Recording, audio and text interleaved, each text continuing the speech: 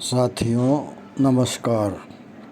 5 दिवसीय मधुमेह रोग निवारण शिविर में अमित पार्क के प्रांगण में आपका हृदय की गहराइयों से स्वागत अभिनंदन है। आप नित्य प्रति योग करते रहें और अपने शरीर को स्वस्थ बनाएं।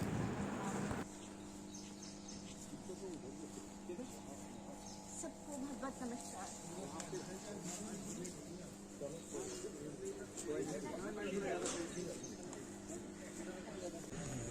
5 दिवसीय मधुमेह रोग निवारण शिविर में आज आप सभी का 5वें और अंतिम दिन सभी का दिल से स्वागत करते हैं, अभिनंदन करते हैं। आज हमारे बीच हमारे प्रांतीय मंत्री श्री रविंद्र सिंह चौहान जी आए हैं। हम उनका आज स्वागत करते हैं, अभिनंदन करते हैं। जिला मंत्री श्री देवेंद्र सिंह काम्बोज आए, वो मंच पर अपना आसन ग्रहण करें। दीप कमल शर्मा जी जिला संगठन मंत्री और हमारे क्षेत्रीय मंत्री भी हैं, उनका डबल भार दिया हुआ है, इनका भी हम स्वागत करते हैं।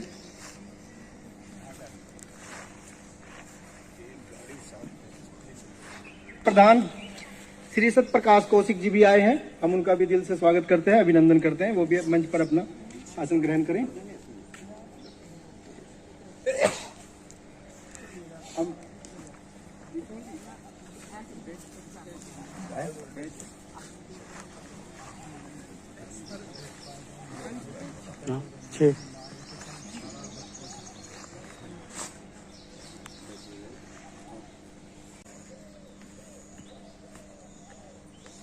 श्री आर एस चौहान जी को बेंच लगाकर उनका स्वागत करेंगे।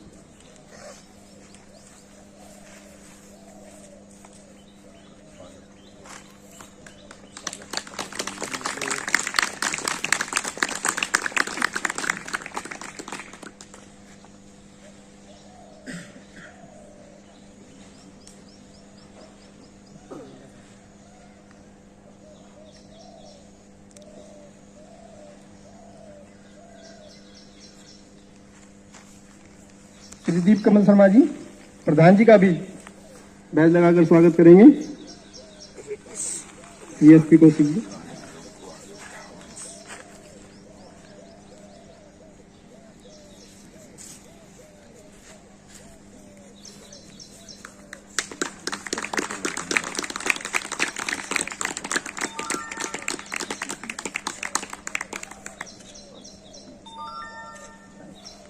जिला मंत्री देवेंद्र काम्बोज जी का भी बैज लगाकर स्वागत करेंगे।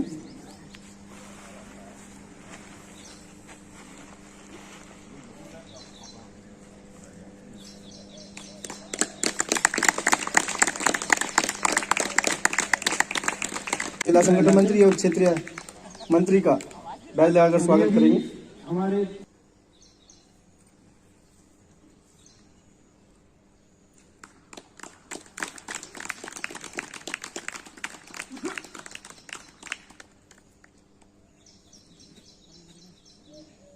क्षेत्र 2 की श्रीमती रीता भारद्वाज, क्षेत्र 2 की प्रधान रीता भारद्वाज जी आए, वो भी मंच पर अपना आसन ग्रहण करें। और रश्मि गुप्ता जी जो हमारी सह उप प्रमुख हैं, वो उनको बैज लगाएंगे।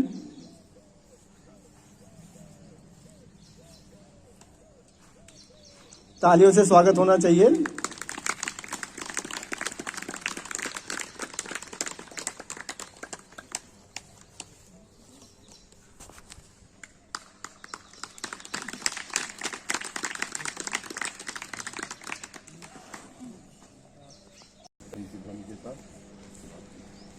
अब प्रांतीय मंत्री श्री आर एस चौहान जी से मैं आग्रह करूंगा कि वो आए और हमारे जिला प्रधान जी भी, जिला मंत्री जी भी, संगठन मंत्री दीप प्रज्वलन करें।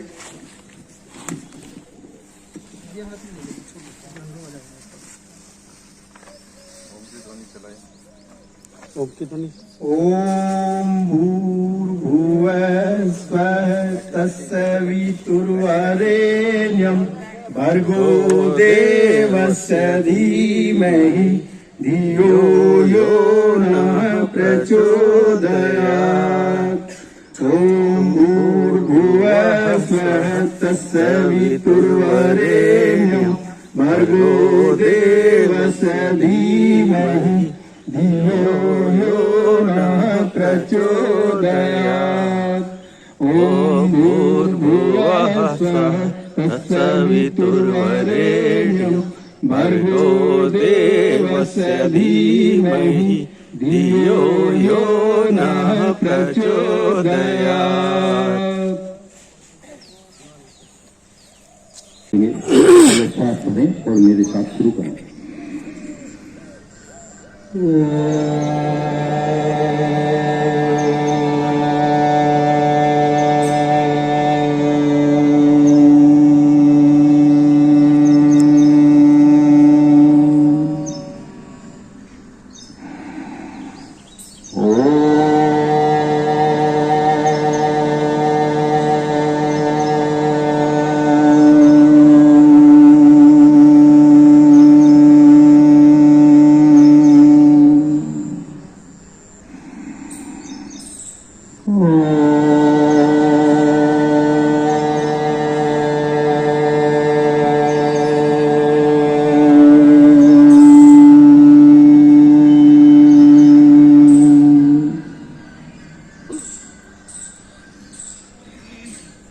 गायत्री मंत्र सब एक साथ।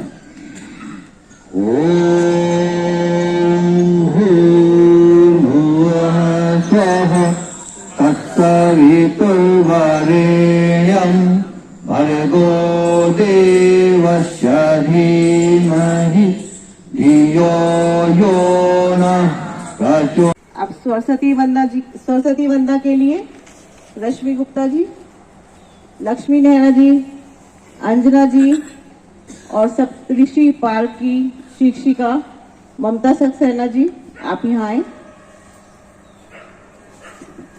हे शारदे माँ, हे शारदे माँ, अज्ञानता से हमें तार दे माँ। हे शारदे माँ, हे शारदे माँ, अज्ञानता से हमें तार दे माँ। तू स्वर की देवी है, संगीत है तुझसे, हर शब्द तेरा है, हर गीत तुझसे। तू स्वर की देवी है, संगीत है तुझसे, हर शब्द तेरा है, हर गीत तुझसे। हम हैं अकेले, हम हैं अधूरे, तेरी शरण में हमें प्यार दे माँ। हे शारदे माँ, हे शारदे माँ, अज्ञानता से हमें तार दे माँ। मुनियों ने समझी है, गुनियों ने जानी, वेदों की भाषा पुराणों की बानी। मुनियों ने समझी है, गुनियों ने जानी, वेदों की भाषा पुराणों की बानी। हम भी तो समझे, हम भी तो जाने, विद्या का हमको अधिकार दे माँ। हे शारदे माँ, हे शारदे माँ, अज्ञानता से हमें तार दे माँ। तू श्वेत वर्णी कमल पे विराजे, हाथों में बीना मुकुट सर पे साजे। तू श्वेत वर्णी कमल पे विराजे, हाथों में बीना मुकुट सर पे साजे। अज्ञानता के मिटा दे अंधेरे, उजालों का हमको संसार दे माँ, हे शारदे माँ, हे शारदे माँ, अज्ञानता से हमें तार दे माँ।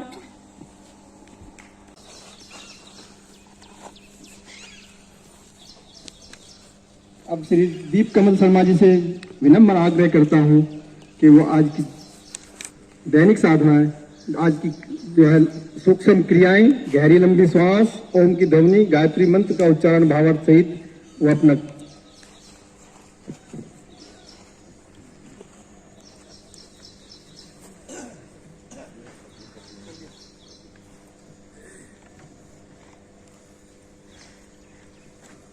शुरू करते हैं आज के साधना को।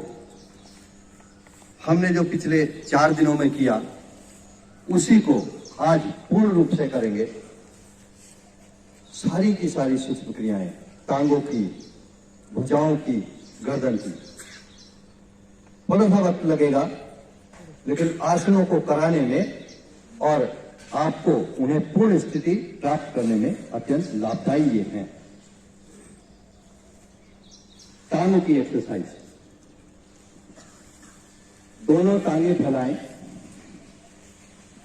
एड़ी पंजे घुटने मिलाएं, दोनों हथेलियां शरीर के दाएं बाएं दंडासन जैसी स्थिति बने, पांचों उंगलियां मिली हुई पीछे की ओर, एड़ी पंजे घुटने मिलाएं, पंजों को पहले पूर्व से उंगलियों को नीचे की ओर दबाएं, दबाएं अधिक से अधिक, दबाएं, रुकें और दबाएं थोड़ा, पूरी शक्ति लगाएं, हमारी पिंडलियों की मांसपेशियों तक प्रभाव आए। ढीला छोड़ दें, उंगलियों को बिल्कुल खोल दें, सारी की सारी उंगलियां खुल जाएं। फिर से एक बार उंगलियों को दबाएं नीचे की ओर, पूरी शक्ति लगा दें,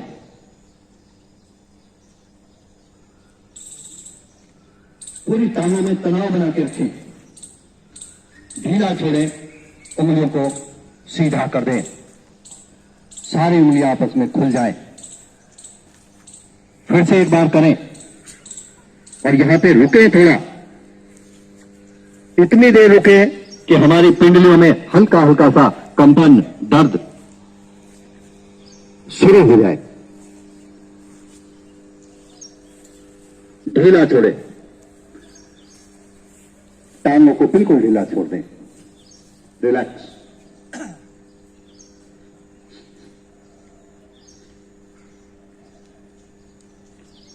टांगों की क्रियाओं में हमारे घुटने आसन से उठने नहीं चाहिए, ध्यान रखें। एड़ी पंजे घुटने मिलाएं, पंजों को आगे की ओर तान दें,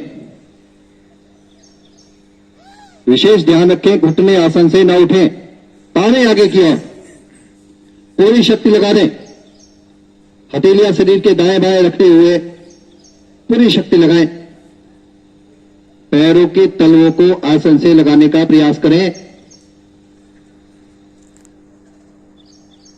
धीरे धीरे वापस पंजों को अपनी ओर खींचें, यहां पे भी घुटने हमारे आसन से लगे रहें, खींचे और अधिक से अधिक। खींचने में आपको पिंडलियों की मांसपेशियों का प्रभाव महसूस होगा। ढीला छोड़े, आगे की ओर खींचे,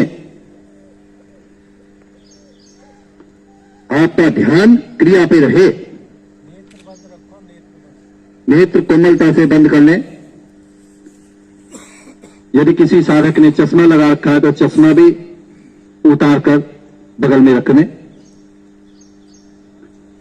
पैरों को ढीला छोड़ते हुए पंजों को अपनी ओर खींचे, पूरा खींचे, जहां तक पहुंच गए हैं थोड़ा और खींचकर वहां रुकें।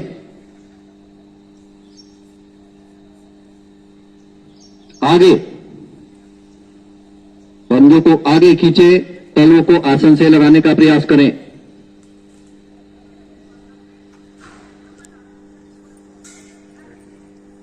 पीछे अधिक से अधिक पीछे खींचे।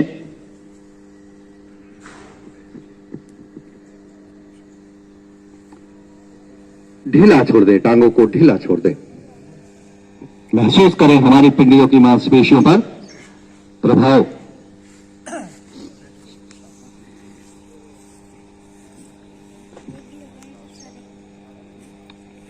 पंजों को घड़ी की दिशा में गोल गोल घुमाना।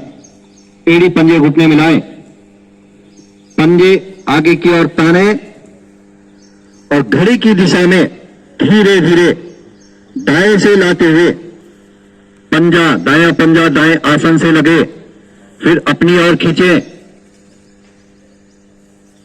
फिर बाईं ओर दायां पंजा आसन से लगे, प्रयास करें, फिर आगे। इस प्रकार 5 चक्र लगाएं धीरे धीरे।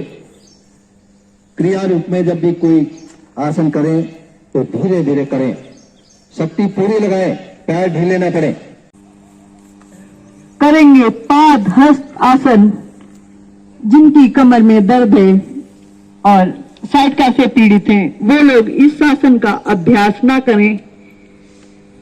सांस भरते हुए दोनों भुजाओं को आगे से ऊपर ले जाएं, कान से सटाएं, ताने। सांस निकालते हुए धीरे धीरे कमर के निचले भाग से आगे की ओर झुकते जाएं, धीरे धीरे। सामर्थ्य से अधिक ना झुकें। दोनों हथेलियां टिका दें पैर के पंजे के दाएं बाएं पृथ्वी पर। माथे को घुटने से लगाने का करें प्रयास। घुटने सीधे, रीढ़ लचीली, पाचन तंत्र सुदृढ़, जठराग्नि तीव्र, पेट के समस्त अवयव प्रभाव में, श्वासें सामान्य।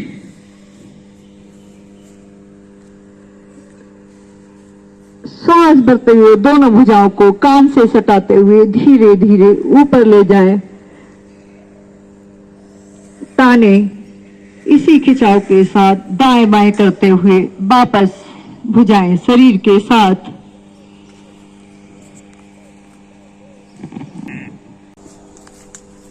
श्वासों को सामान्य करें। दूसरा आसन है ओष्ट्रासन। ओष्ट्रासन ऊंट से लिया गया है। जब उसकी स्थिति बैठी हुई में होती है ऊंट की, तो हमारी है आकृति आसन में बनती है। एड़ी पंजे मिलाएं,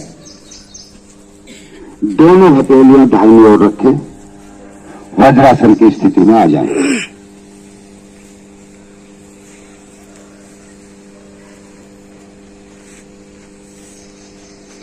दोनों हथेलियां घुटनों पर, घुटनों के बल खड़े हो जाएं। घुटने में कंधे बराबर फांसला, उतना ही फांसला एडियो में करें। खड़े हो जाएं घुटनों के बल। दोनों हाथ कमर पर, अंगूठे रीढ़ पर, उंगलियों का रुख सामने की ओर। गर्दन को पीछे झुकाएं। इसमें भी निषेध सुन लें, सावधानी क्या बरतनी। जिनकी पीठ में अधिक दर्द हो वे पूर्ण स्थिति में ना जाएं, झुके ना, सामर्थ्य के अनुसार हल्का झुकना। और साइटिका से जो पीड़ित हैं वे भी गर्दन पीछे झुकाएं, श्वास भरें, अंगूठे से रीढ़ को दबाते हुए धीरे धीरे कमर के निचले भाग से पीछे की ओर झुके। झुकते जाएं, झुकते जाएं। पूर्ण झुकने पर हथेलियां तलवों पर रख दें, गर्दन को पीछे झुकाकर रखें। इस स्थिति में लाभ रीढ़ के तीनों भाग, सर्वाइकल, डोर्सल, लंबर प्रभाव में, रीढ़ की एक एक गोटी प्रभाव में। गर्दन पीछे झुकाने से सर्वाइकल का दोष दूर। और धीरे धीरे श्वास बाहर करते हुए पूर्ण स्थिति में आ जाएं। दोनों हथेलियां वहीं रखें। कमर पर, आंखें बंद रखें, श्वासों को सामान्य करें।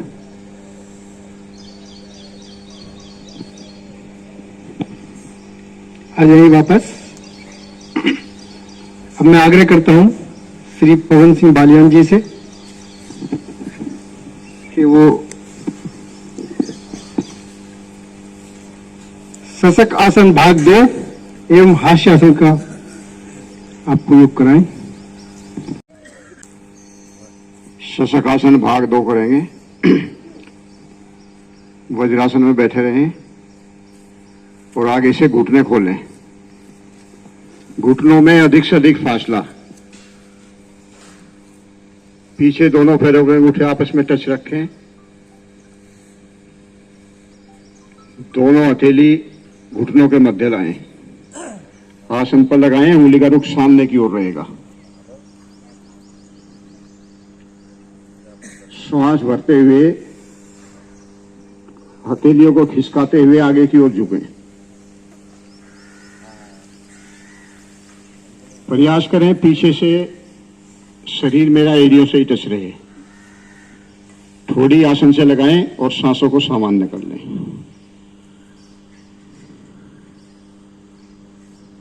इसके करने से समर्पण की भावना आती है, मन शांत होता है।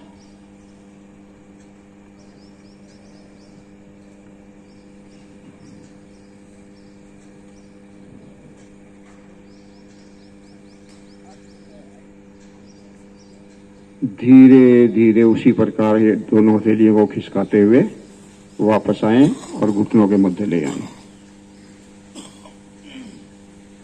और वज्रासन में बैठ जाएं।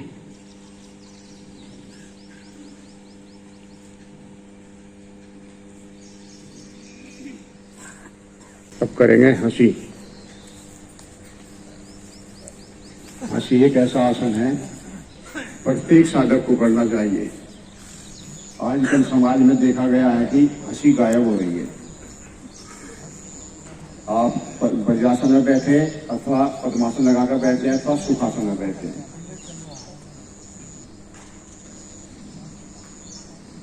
तीन प्रकार की हंसी होगी। पहले चेहरे पर मुस्कुराहट रखनी है, फिर गुनगुनी हंसी होगी और उसके बाद अट्ठास हंसी होगी। तो चेहरे पर मुस्कुराहट बनाकर बैठे, सभी तनाव को दूर करें, बनाए मुस्कुराहट चेहरे पर।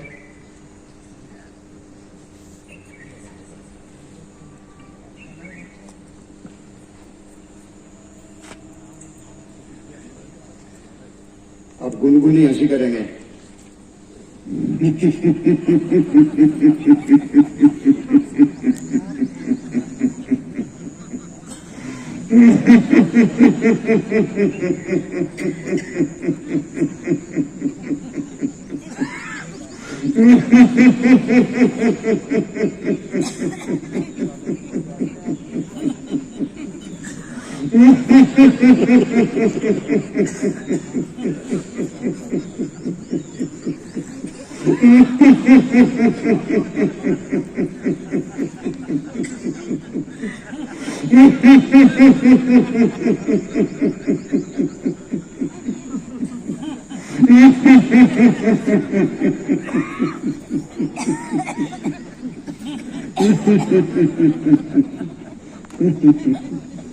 वापस आ जाए। अब मुंह तो खुलेगा लेकिन आवाज नहीं निकलेगी। छौंक हंसी भी बोलते हैं, जैसे छौंक लगता है सब्जी में, उस प्रकार की हंसी हंसेंगे दोनों हाथ ऊपर उठाकर। आवाज नहीं निकलेगी।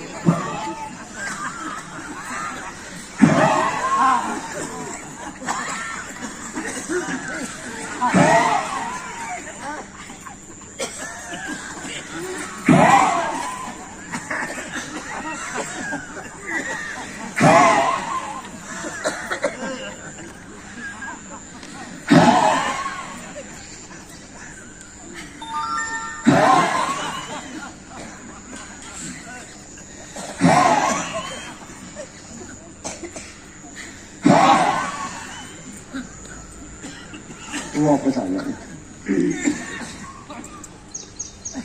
अब 28 हंसी होगी, वो थोड़ा सा मंच के लोगों की हतों में थोड़ा सा विधि सी चेंज कर दूंगा थोड़ी सी।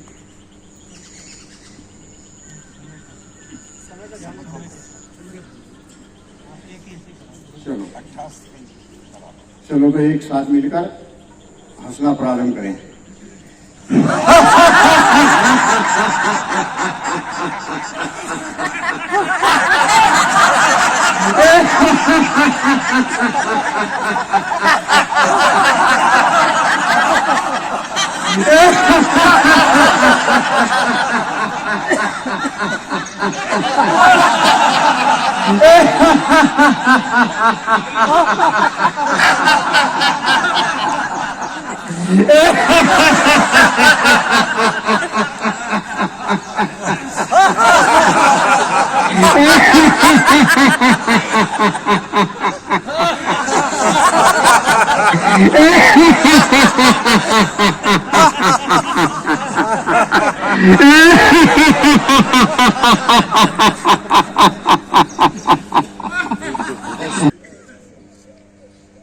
अब आगे हमारे जिला मंत्री श्री देवेंद्र सिंह कंबोज जी आपको झूलना और लुढ़कना आसन और सब आसन का अभ्यास कराएंगे।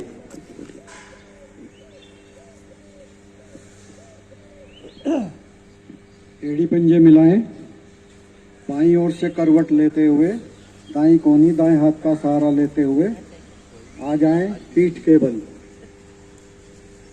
विश्राम करें। देखिए अभी अभी आपने खड़े होकर पहले, फिर बैठकर, फिर पेट के बल आसन किए हैं। अब आपको पीठ के बल आसन, 2 आसन मैं कराऊंगा। अपने शरीर को पहले स्थिर करें। कल भी कराया था झूलना लुढ़कना आसन, सबसे सरल आसन। इस आसन को वो लोग नहीं करेंगे जिनके सर्वाइकल का पेन है, या रीढ़ में ज़्यादा दर्द है, या साइटिका का पेन है। एड़ी पंजे मिलाएं, दोनों टांगों को घुटनों से मोड़ते हुए एड़ियां नितंब से अधिक नितंब के पास लेकर आएं और दोनों घुटनों को मोड़ते हुए शरीर के पास लेकर आएं और इस पर ग्रिप बनाएं। दोनों घुटनों पर ग्रिप बनाएं और दबाव बनाते हुए शरीर के पास लेकर आएं। अब आगे पीछे आपको झूलना है। करें प्रारंभ, श्वास निकालते हुए आगे और श्वास भरते हुए वापस। 10 आवर्ती गिनकर कर लें। 1-2 आवर्ती कम ज्यादा भी कर सकते हैं। करते जाएं। रीढ़ की मालिश हो रही है, प्राण शक्ति मजबूत हो रही है। रीढ़ से निकलने वाले स्नायु मेरे समस्त ग्रंथि प्रणाली को प्रभावित करते हैं और ग्रंथि प्रणाली से ही मेरा शरीर चलता है, मेरा शरीर स्वस्थ होता है। अपना अपना चक्र पूरा करते हुए वापस आ जाएं, वापस आ जाएं। पैरों में फासला हो जाएं दाएं बाएं शरीर के साथ सुविधाजनक दूरी पर। 1-2 लंबी सांस ले लें। प्रत्येक आसन के बीच में श्वास को सामान्य करना आवश्यक होता है। चढ़ी हुई सांस में कभी भी आसन नहीं करना चाहिए। अब इसी की दूसरी स्थिति करेंगे। एड़ी पंजे मिलाएं, दोनों टांगों को पुनः घुटनों से मोड़ें, दोनों हथेलियों से घुटनों के ऊपर ग्रिप बनाएं, श्वास भरते हुए दबाव बनाएं और अब की बार दाएं बाएं लुढ़कना है। करें प्रारंभ। पहले दाएं फिर बाएं। नए साधक बिना सोचे समझे दाएं बाएं लुढ़कते रहें। और पुराने साधक ध्यान करें कि मेरा कोहनी से कलाई वाला भाग और नितंब से घुटने वाला भाग आसन से अवश्य छुए। करते जाएं, अधिक से अधिक दाएं, अधिक से अधिक बाएं। पूरी बॉडी की मसाज हो रही है। डायबिटीज में लाभ होता है। पेड़ों के अंग सशक्त होते हैं। बहुत अच्छे। इसका अभ्यास आप घर पर करते रहें।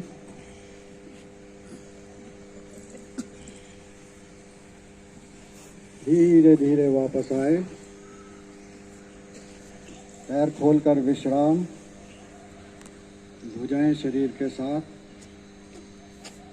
हथेलियां आकाश में, उंगलियां आपस में मिली हुई ढीली।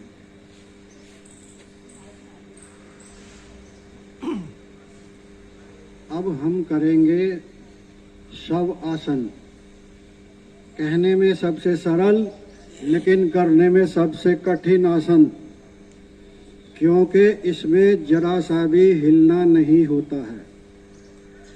शरीर की आकृति बिल्कुल शव के समान होती है और शव कभी हिला नहीं करते। अपने शरीर को सामान्य सांस लेकर के स्थिर करें। कल भी बताया था, मुख पर कपड़ा ले लें, और अगर आज भूल गए हैं तो कल से रुमाल लेके आ जाया करें। ये बहुत आवश्यक है इस आसन में।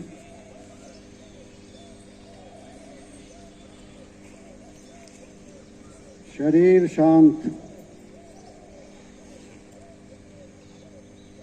अब अपने शरीर की करेंगे मानसिक यात्रा श्वासों के साथ। अपनी चेतना को दाएं पैर के अंगूठे पर लेकर आएं।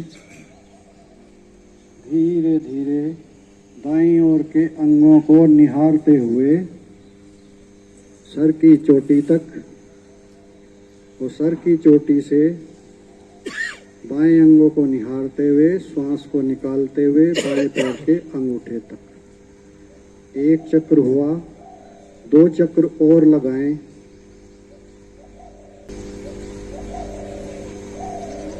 कुछ लोगों के शरीर हिल रहे हैं। प्रयास अवश्य करें, क्योंकि पहले प्रयास ही करना होता है, फिर अभ्यास। करते जाएं।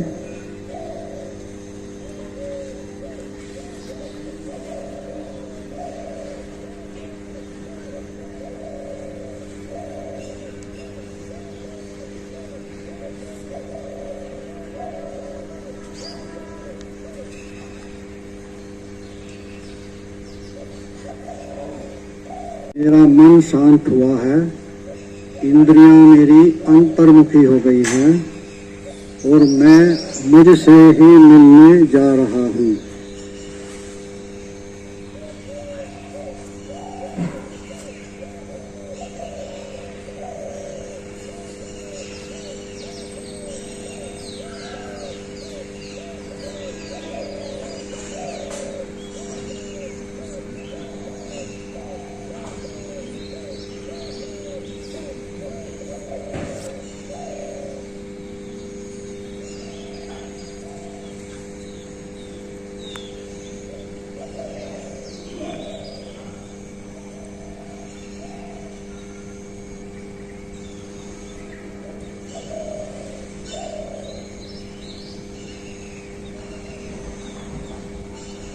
एड़ी पंजे मिलाएं, धीरे से आंखें खोलें और एक शुभ संकल्प लें कि मैं 4 दिन, अगले 3 दिन और रह जाएंगे, निरंतर योग साधना केंद्र पर उपस्थित रहूंगा और अपने किसी साथी को भी लेकर आऊंगा।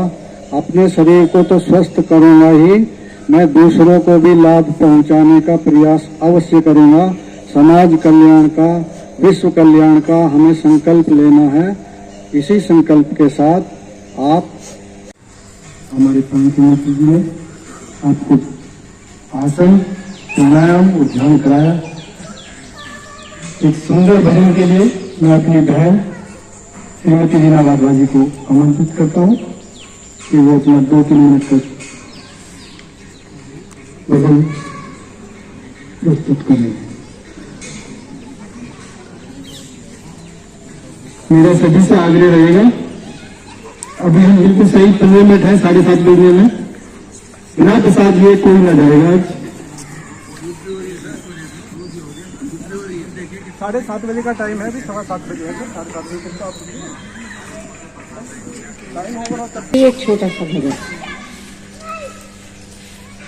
विषयों से अगर मुंह फेरे ये बंदा,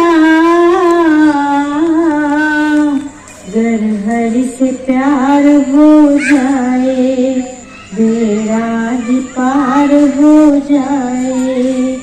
विषयों से अगर मुंह फेरे ये बंदा,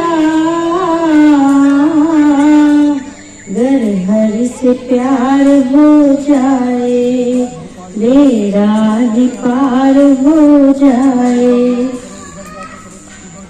ये खाना पीना सोना ये पक्षियों का है काम, बंदे में बस फर्क यही है जपे हरि का नाम, जपे हरि का नाम। हरि नाम की माला फेरे ये बंदा, गर हरि से प्यार हो जाए बेड़ा ही पार हो जाए। ये जानवरों का चाम दाम है, बिक कर काम में आए, बंदे गंदे की चमड़ी का दमड़ी मोल न जाए, दमड़ी मोल न जाए। फिर क्यों अभिमान करे रे ये बंदा, गर हरि से प्यार हो जाए बेड़ा ही पार हो जाए। ये जितने श्वास बचे हैं उनमें हरि का नाम ध्यान ले, मनवाने जो गई सो गई, जो बची है उसे बचा ले, बची है उसे बचा ले। क्यों यमदा काल बन जाए ये बंदा, गर हरि से प्यार हो जाए बेड़ा ही पार हो जाए। विषयों से अगर मुंह फेरे ये बंदा, गर हरि से प्यार हो जाए बेड़ा ही पार हो जाए। रोग बा योग की पुस्तक परिचय बा मधुमेह रोग का आहार क्या है पर वार्ता के लिए आमंत्रित करते हैं श्रीमती श्वेता गर्ग जी को।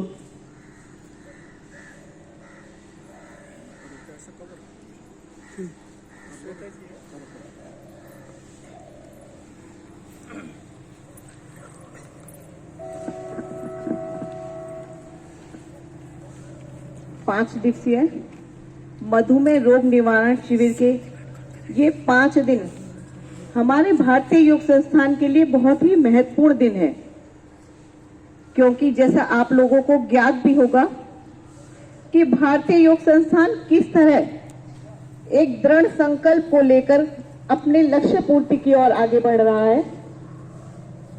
भारतीय योग संस्थान प्रतिवर्ष समाज की एक ज्वलन समस्या को लेकर आगे चलता है और इस वर्ष सन 2024 का वर्ष भारतीय योग संस्थान मधुमेह रोग निवारण समस्या को लेकर पूरे विश्व में पहुंच रहा है। जगह जगह न केवल यहीं पर बल्कि पूरे भारत में ये शिविर आयोजित किए जा रहे हैं। लोगों में ज्ञान दिया जा रहा है, लोगों को जागरूक किया जा रहा है इस रोग के प्रति। हमारे भारतीय योग संस्थान का केवल एक ही नारा है, जियो और जीवन दो। स्वस्थ जीवन दो, जियो और लोगों को स्वस्थ जीवन दो। भारतीय योग संस्थान का एक ही उद्देश्य है, मानव मात्र का कल्याण। और जो साधक साधिकाएं यहाँ शिविर में 4 दिन से आ रहे हैं, उन्हें भी यहाँ से ये एक दृढ़ संकल्प लेके अवश्य जाना चाहिए कि हमें भी स्वस्थ जीवन जीना है और दूसरों को भी स्वस्थ जीवन देना है, देने की प्रेरणा देनी है। इसी श्रृंखला में हमारे अखिल भारतीय प्रधान श्री देशराज जी ने पुस्तक रूपी एक नए ज्ञान रत्न को अपनी लेखनी से आकार दिया है, जिसका शीर्षक है मधुमेह, रोग और योग। 86 पृष्ठों की इस पुस्तक में 21 अध्याय हैं और प्रत्येक पाठ्यक्रम को इतने सुंदर, सहज, सरल तरीके से लिखा गया है कि मानो न केवल आप ही बल्कि आपके घर का कोई भी सदस्य, आपका कोई भी मित्र, आपका कोई पड़ोसी, यहां तक कि आपके घर का बच्चा भी इस पुस्तक के पाठ्यक्रम को पढ़कर इस रोग से, मैं ये नहीं कहूंगी कि पूरी तरह निजात पा सकता है, लेकिन अपने रोग को कंट्रोल में कर सकता है। अगर वो इस पाठ्यक्रम को पढ़कर अपनी दिनचर्या में बदलाव लाए, एक संकल्प ले, तो अवश्य वो पहले अपने रोग को नियंत्रण में कर सकता है और फिर नित्य प्रति इसके अभ्यास से अपने रोग को धीरे धीरे, अपने रोग का स्तर कम कर सकता है। भारतीय योग संस्थान का केवल एक ही उद्देश्य है, निष्काम सेवा का, और जो हर भारतीय नागरिक का होना भी चाहिए। इस पुस्तक में सर्वप्रथम पाठ्यक्रम दिया गया है, रोग क्या है। जैसा कि आप लोगों ने शिविर में रोज वार्ता भी होती है, प्रथम दिन हुई रोग, उसके क्या उपचार है, मधुमेह रोग के कितने प्रकार हैं, इसकी प्रारंभिक अवस्था क्या है, बच्चों में ये किस प्रकार पाया जाता है, इसका क्या आहार है। इसमें सभी पाठ्यक्रम को बहुत सुंदर तरीके से दिया गया है। आप यहाँ पर नित्य प्रति आते हैं, आसनों प्राणायामों का अभ्यास करते हैं। इसमें सभी सूक्ष्म क्रियाएं, आपको कौन से आसन करने चाहिए, कौन से प्राणायाम करने चाहिए। सर्वप्रथम हम घर पे भी बहुत साधक साधिका आसन प्राणायाम करते हैं, लेकिन हमें इस बात का ज्ञान नहीं होता हमें कौन से आसन में कितनी देर रुकना चाहिए, कौन सी इसकी पूर्ण स्थिति है, कब हमें श्वास को निकालते हुए आगे झुकना चाहिए, श्वास भरते हुए पीछे आना चाहिए। तो ये सभी पाठ्यक्रम सभी की, समाज की सभी समस्याओं को ध्यान में रखते हुए हमारे अखिल भारतीय प्रधान जी ने इस पुस्तक का विमोचन किया है। और मैं ये कहूंगी कि ये पुस्तक केवल मधुमेह रोगियों के लिए ही लाभकारी नहीं है। जैसे यहाँ पे बहुत सारे साधक साधिकाएं ऐसे भी होंगे जो मधुमेह रोग से पीड़ित नहीं है, लेकिन वो डेली शिविर में आ रहे हैं और थोड़ा बहुत लाभ तो उन्हें अवश्य मिला होगा। ऐसे ही ये पाठ्यक्रम इसी रूप से तैयार की गई है कि जो भी इस पुस्तक को पढ़ेगा, इसकी दिनचर्या को फॉलो करेगा, तो उसे किसी भी रोग में, बहुत सारी बीमारियां उसे पता ही नहीं होंगी कि कब उसकी बीमारियां छूमंतर हो गई। धीरे धीरे नित्य प्रति अभ्यास करने से पहले पुस्तक को पढ़ो, समझो, प्रयास करो, फिर उसका अभ्यास करो, तो आपकी बहुत सारी बीमारियां तो खुद ही स्वतः ही समाप्त हो जाएंगी। अब विषय आता है मधुमेह रोगी का आहार क्या है। वैसे तो आप सभी बहुत ज्ञानी हैं, पता होगा, लेकिन फिर भी हम शुरुआत करते हैं सुबह से। मधुमेह रोगी को सुबह उठकर रात में भिगोई हुई मेथी दाने का पानी पीना चाहिए, या फिर 7-8 नीम के पत्ते चबा लें, या करेले का जूस, उसमें टमाटर खीरे का जूस मिलाकर ले लें। लेकिन एक दिन में एक ही चीज का सेवन करें। कभी आप लोग सोचे कि तीनों चीजें ले लेते हैं, शुगर का स्तर एकदम डाउन हो जाएगा। नहीं, आप समय समय पर बदलाव करके चीजों को ले सकते हैं। उसके बाद जब आप अपने योग साधना केंद्रों पर आएंगे, यहाँ पे जाकर 20-25 मिनट के बाद आप ग्रीन टी ले सकते हैं, अमृत पे ले लें। अगर आपको आवश्यकता लगती है कुछ खाने की तो 2 फीके बिस्किट साथ में ले लें। उसके बाद आप अपने नाश्ते में 2 घंटे बाद सूजी का उपमा, मूंग की दाल का चीला, सांबर, इडली, कुछ भी हल्का और पौष्टिक आहार लें। उसके बाद एक अमृत पेय भी ले सकते हैं। दिन का लंच आप 1-1:30 बजे तक कर लें और प्रयास करें लंच से पहले एक प्लेट सलाद ले लें मौसम के अनुसार। जैसे इस मौसम में अभी खीरा, ककड़ी, चुकंदर आ रहा है, सर्दियों में गाजर, मूली, आप कुछ भी अपने स्वाद के अनुसार ले सकते हैं। दिन के लंच में आप लोग एक हरी सब्जी, दाल, मल्टीग्रेन आटे की रोटी, मधुमेह रोगी प्रयास करें कि मल्टीग्रेन आटे की रोटी लें। उसके बाद 3 से 4 बजे के बीच में आप लोग नारियल पानी, नींबू पानी या फिर अमृत पे मट्ठा, आप कुछ भी अपनी इच्छा अनुसार ले सकते हैं। रात का डिनर प्रयास करें सोने से 2-3 घंटे पूर्व हो, 6:30 से 7:30 के पूर्व आप रात का डिनर कर लें। रात के डिनर से पहले आप शाम को एक कोई भी मौसमी फल जैसे संतरा, सेब, मौसमी, अभी जामुन आने वाला है, जामुन, देसी पपीता, आप कुछ भी अपने स्वाद के अनुसार ले सकते हैं। और रात की आहार सूची इस प्रकार बनाएं कि रात के आपकी भोजन कम मात्रा में, ताकि अच्छे से हम उसे पचा सके। उसके बाद रात को सोते समय आप लोग 1 कप दूध बिना शुगर, बिना मीठे का, उसमें 1 चुटकी हल्दी डालकर ले सकते हैं। अगर ये दिनचर्या एक आम आदमी भी फॉलो करता है ना, तो वह भी आदि बीमारियों से दूर हो जाता है। अब बात आती है कि शुगर रोगियों को क्या चीजें नहीं लेनी चाहिए। सबसे पहले चीनी, शक्कर, मीठा, ये अपने दिनचर्या से हटा देना चाहिए। मैं तो कहती हूँ अपनी किचन से भी बहुत कम मात्रा में कर देना चाहिए डेली।